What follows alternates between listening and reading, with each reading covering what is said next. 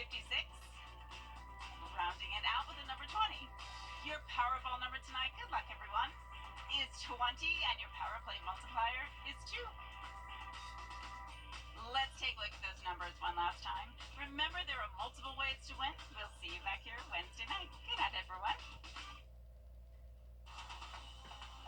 Live from Augusta, we're watching News 1226 at 11.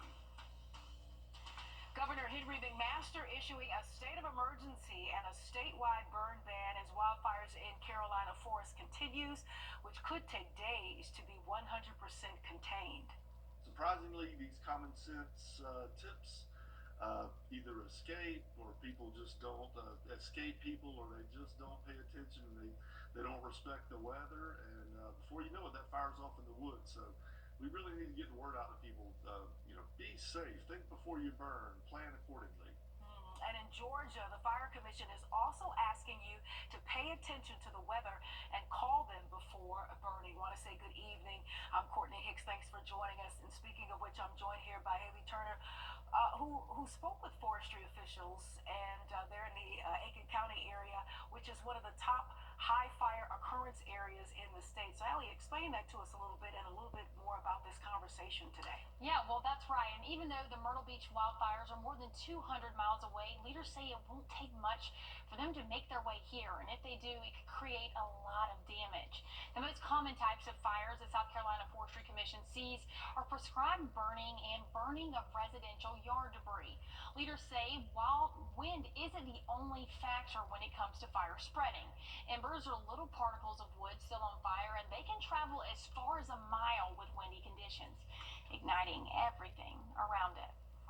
It doesn't take much for these fires to get out, and we see it. Really try to hesitate to institute a burn ban, until we absolutely have to. But we really need people not burning right now, because we don't need any new ignition before we really get this rain coming up Wednesday. And even though March is around the time the Fire Commission says it usually sees the most number of wildfires in South Carolina, it is uncommon to see 100 wildfires in one day. But Wood says the good news is the burn ban and McMaster's state of emergency in effect, things are much better than they were Saturday. Sunday, we had fewer than 10 new ignitions. About an hour ago, we still had 4 or 5 wildfires in our state, including the big one in Myrtle Beach that's still about probably a little more than 1,600 acres. And leaders with the Georgia Fire Commission say they've been busy too. Over the last week, they've responded to nearly 500 fires, burning more than 6,000 acres. Leaders say even though there isn't a burn effect in play right now, Georgia is in red for the month of March. And leaders are predicting significant wildfire potential for this month. So if you're going to do a controlled burn, contact the Fire Commission, have water nearby, and never leave the fire unattended. They seem like common things, but a lot of people sometimes walk away and forget. Indeed, and that's why we need those reminders. Thank you so much, Hallie, for that tonight. We appreciate you. All right, multiple agencies in our area are working to help get the fires under control while we are not as boldly affected as parts of South Carolina. There were at least 4 fires in Aiken County in the last few days, and in Augusta, a brush fire damaged a home on Milledgeville Road, as well as a brush fire threatening the Haynes Station community. And firefighters say they have been on high alert for some time, even before the fires in Myrtle Beach. In areas like Couchton and Vaucluse, firefighters say they are not protected by a fire hydrant. They are pleading with the public to stay vigilant and no burning outdoors. It doesn't take long, especially you get a field or something that's got the sagebrush, what we call sagebrush and all in it. A little fire there, a little wind behind it. It can start off side of the road by throwing a cigarette out, careless burning. Indeed, and the local Red Cross says they have not deployed anyone, but says they are prepared to go if needed. And in Columbia, the National Guard is responding to the fires in Myrtle Beach by using Black Hawk helicopters and other aircrafts, dumping more than 600 buckets of water across forest and residential areas. They say while it's been a challenging task, it means a lot to be able to help these communities. It's challenging and rewarding on both sides. So it takes a lot of coordination, not necessarily from the air crew, but also the ground crew. And this also goes back to our training and our readiness at the end of the day. It's a no-brainer for us. We're ready to go anytime. members of the National Guard say they will be there as long as they are needed. And as crews work to contain the wildfires, Governor McMaster says thankfully no buildings or lives have been lost so far. He says Emergency Management Division, sheriff's departments, and law enforcement are all responding. And we had a mild day across the CSRA. That high temperature was at 63 at Bushfield here in Augusta. And this evening, we've cooled off significantly for our area. We're seeing those temperatures in the 40s now, and that's going to continue to dip overnight tonight. That wind chill makes it feel like 45, so that's some good news there. Dry conditions with those dew points in the 20s, but our next chance of rainfall is not really going to be that light. We are expecting a line of heavy showers and thunderstorms to move through our area, strong wind gusts as well. So we've issued a first alert just to make sure everybody is in the know that we are expecting to see strong and possibly even severe storms for the first part of your Wednesday morning. I'll have a check on that in your 7-day coming up. All right, Emily, sounds like we need the rain, but not all the drama. Thanks for that. In North Carolina, there are more than 200 wildfires reported today, including some already contained or controlled. Some of those wildfires are threatening parts of the state where Hurricane Helene hit. This area that we're in, with this fire up here, was one of the worst areas impacted by Helene. So they're still in the midst of cleaning up. We still have damage to structures. We still have people trying to get their lives back together. Now we have this. Indeed, lighter winds will continue tomorrow as temperatures reach about 60 degrees and more humid air returns to the region. And tonight, parents in Horry County schools are scared and concerned after leaders kept schools open just minutes away from an active wildfire. The district says it was being flexible with families and staff impacted by wildfires and are working with students on a case-by-case basis. Many parents took their concerns to Facebook about the fire's smoke, while others kept their children home. We've canceled school for a lot less. So knowing there's wildfires burning and it's only 30% contained and that there's still 70% of a wildfire out there in the area where there are children going to school, I was actually really surprised and kind of appalled. Now, school officials say the decision to alter or cancel class involves a team of administrators and is based on information the district receives from the local government. And tonight, North Augusta City Council approving the first reading for the development plan for the Hive. This approval allows for the developer to move forward in an efficient way. The project will bring more apartments, townhomes, and businesses to the east side of Martintown Road. That's in North Augusta. The project is something leaders have been discussing since 2006. It has raised traffic concerns among neighbors. Now, for more information on the Hive, you can go to our website, wrdw.com. Also tonight, North Augusta City Council announcing you can only leave out 4 bags of yard waste per week, with no loose yard waste, meaning it has to be in a bag. They say full yard waste collection will not likely return until after golf week. That's in April. And the Trump administration says it may even affect what it is you guys do here in the First Alert Center. Yeah, definitely. They're in charge of issuing those alerts out. And so whenever you get a tornado warning on your phone that sets it off, that emergency alert, that is coming from the National Weather Service and the National Oceanic Atmospheric Administration. That's a mouthful there. But hey, us here, we're going to keep doing what we're doing, and we're going to bring you guys the latest. We do have that first alert issued for Wednesday. I'll tell you more about it after the break. And also coming up after the break, in sports, the South Carolina High School State Basketball Champions are set in Florence. We take you inside North Augusta's triumphant showing in the semifinals. Stay close. When you visit or work with Parker's Kitchen, your support makes a difference. You've helped us rank as Best Workplace in America. None of this happens without you. Thank you. It was 4 days, and he is going 6 o'clock. The weather, it's something that affects us all every day. From sunny to severe and anything in between. This is why we First Alert.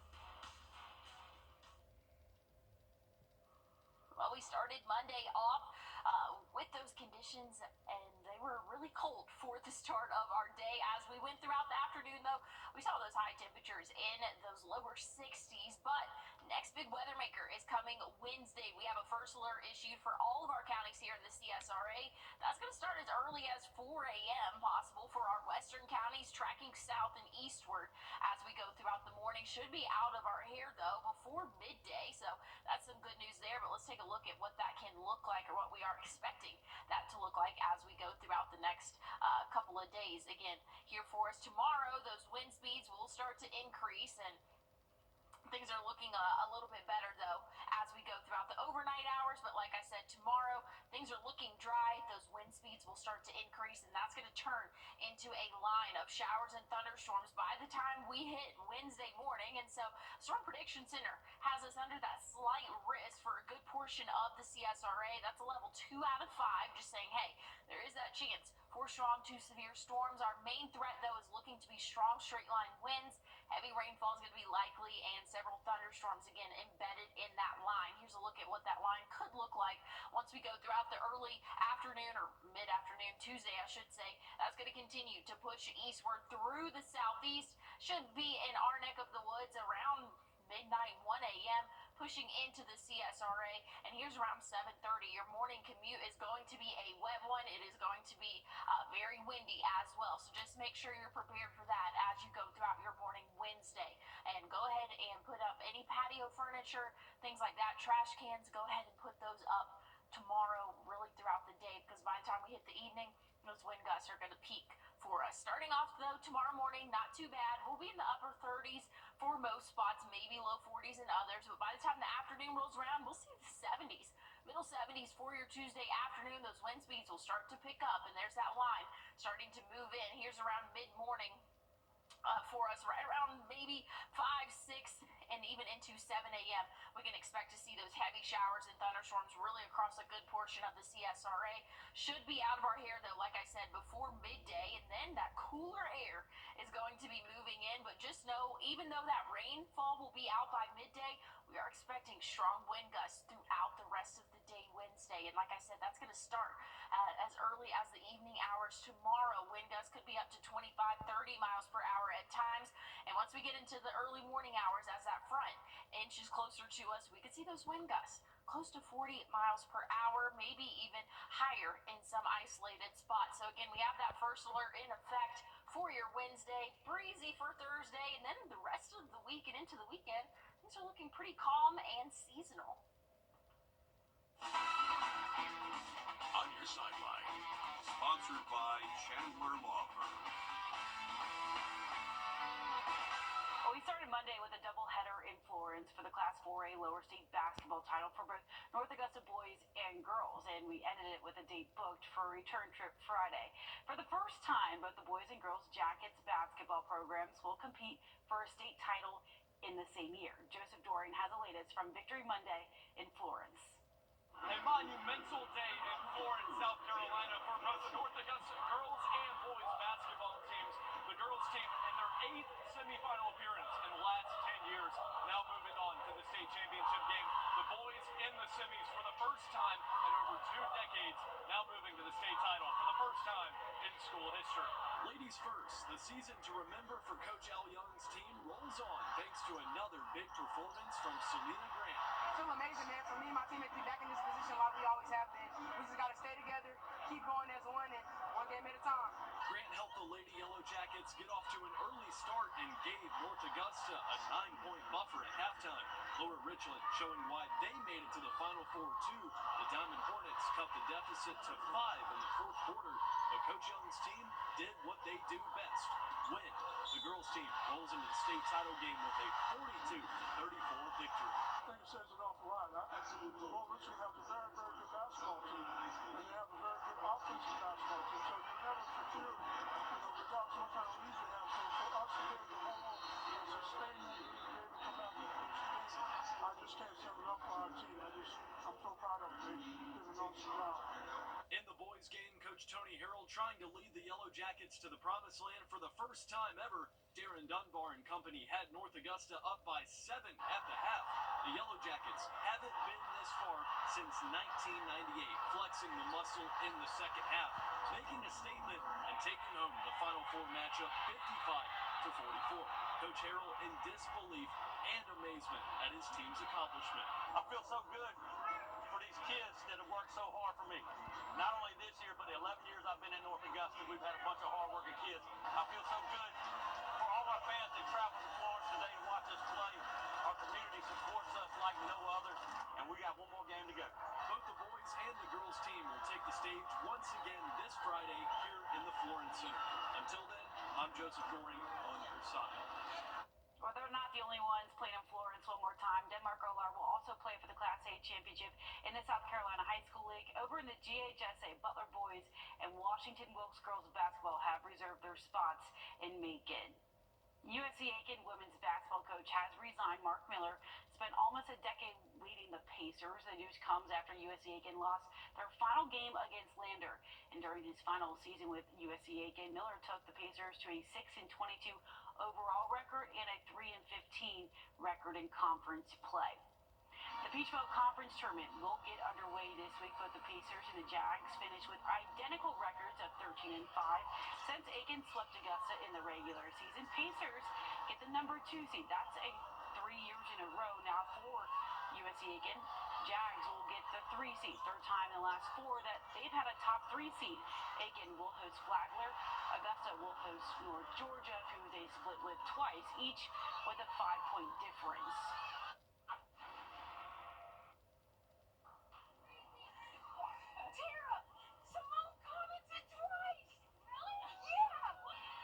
Well, take a look at this. A Clemson gymnast is getting a shout-out from her hero. Friday, Bree Clark, a redshirt junior from Clemson, became the first collegiate gymnast to ever successfully land the Biles 1. It's a floor move named after Olympic gold medalist Simone Biles. The move involves a double layout with a half twist. No easy feat, but she's making it look way too easy. Oh my goodness, yes she is. Congrats to her. That is pretty dope. All right, Alyssa and Joe, thanks so much. We appreciate you too. And as we head to break, here's a live look at Washington, D.C. My old stomping ground. Spent a lot of good years there. And of course, your winning lottery numbers.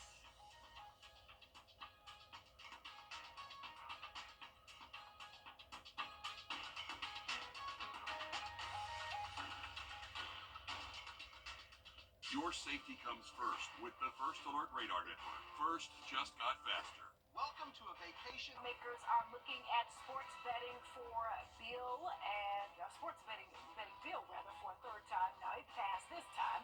How could it help students in the state? We'll take a look coming back.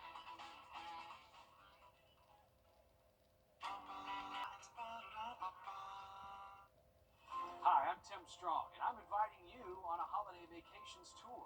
Join me in Iceland to see the Northern Lights, October 18th through the 24th. Discover Iceland's best-known national treasures, including the world-famous Blue Lagoon. We'll marvel at geothermal wonders, majestic waterfalls, and search the night sky for magical auroras. Visit holidayvacations.com, keyword Augusta for more information, to watch the travel show, or call 888-557-1020 for a free brochure. Visit holidayvacations.com, keyword Augusta for more information.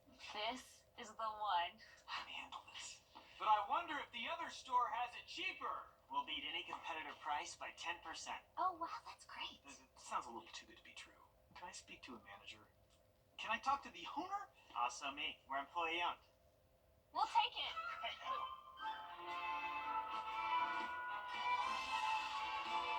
Oh! It happens all the time. Break up with your big box store today. First Alert Radar, powered by Jim Hudson Automotive Group. Georgia lawmakers are taking another swing at the online sports betting bill they've tried to pass for 3 years now. Now, if 2/3 of the chambers can agree to pass the bill, it will go to voters on the ballot in 2026. If passed, portions of the revenue Georgia collects from sports betting would fund education programs similar to the way the state lottery funds the Hope Scholarship. Lawmakers say it could make as much as $150 million annually, but opponents say it will fuel gambling addiction. This is an effort to rein in what is rampantly going on right now, put safeguards around it, put guardrails on it. It's going to be putting gasoline on a dumpster fire that's already burning in our state. Why do we want to make it worse? Sponsors of the bill also say a portion of the revenue from sports betting would also go towards funding responsible gambling programs to help fight addiction. Emily?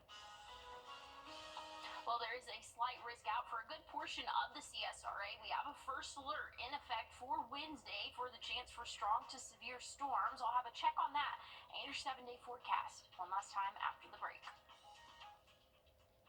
Time and temp, brought to you by your First Alert weather team. This is not you. It's not me.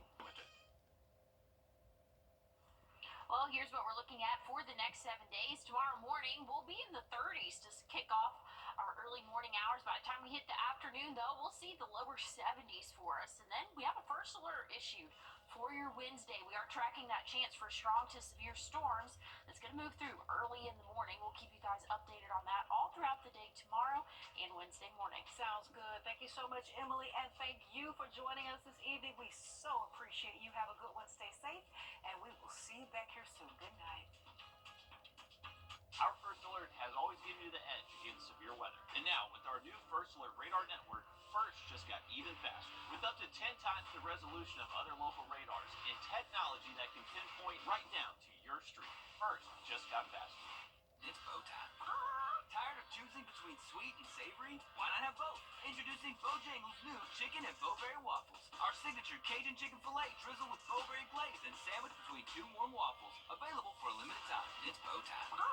You're invited. The Rooms to Go anniversary sale is going on now. So get ready to save big on beautiful furniture with interest-free financing until January 2030. Yes, 2030. Shop amazing styles, incredible room packages, all at great anniversary sale prices, plus special bonus buys. That's right, great sale prices and interest-free financing until January 2030. You get both. Come on, the Rooms to Go anniversary sale is going on now.